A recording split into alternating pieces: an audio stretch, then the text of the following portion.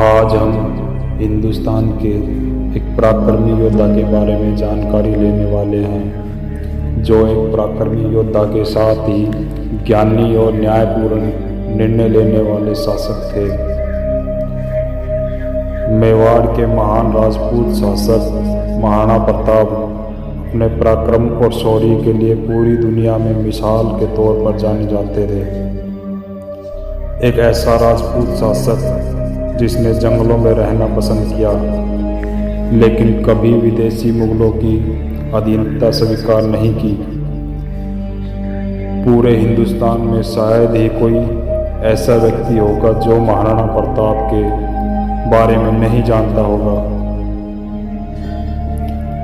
बताया जाता है कि महाराणा प्रताप का कद 7 फीट 5 इंच था और वजन 110 किलो था। वह 80 किलो का भाला, 208 किलो की 2 तलवारें और 72 किलो के कवच के साथ युद्ध लड़ते थे। वह भारत का एकमात्र शासक है जिसने मुगलों की कभी अधीनता स्वीकार नहीं की, और इसके लिए वह आज तक देश का सबसे प्रसिद्ध शासक है। इसके अलावा महाराणा प्रताप को एक मजबूत और राजपूत चरित्र का व्यक्ति कहा जाता था। वे कहीं अधिक बहादुर और शूरवीर भी थे। सन 1576 के हल्दी घाटी युद्ध में 20,000 राजपूतों को साथ लेकर प्रताप ने अकबर की विशाल सेना का सामना किया, और महज चंद मुट्ठी भर राजपूतों ने मुगलों के छक्के छुड़ा दिए। इतिहासकार मानते हैं कि इस सेना में कोई विजय नहीं हुआ, लेकिन महाराणा प्रताप और राजपूतों का युद्ध कौशल देखकर अकबर घबरा गया था।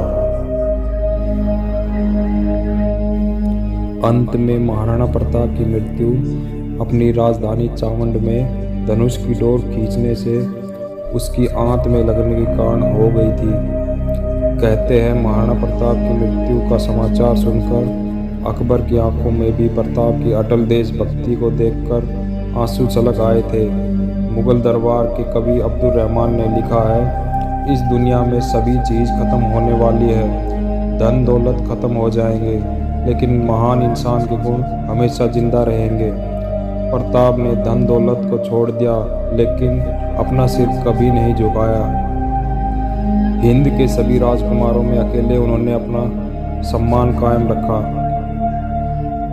और तो और एक बार अमेरिका भूतपूर्व राष्ट्रपति अब्राहम लिंकन भारत दौरे पर आ रहे थे, और उन्होंने अपनी माँ से पूछा, मैं आपके लिए भारत से क्या लेकर आऊँ?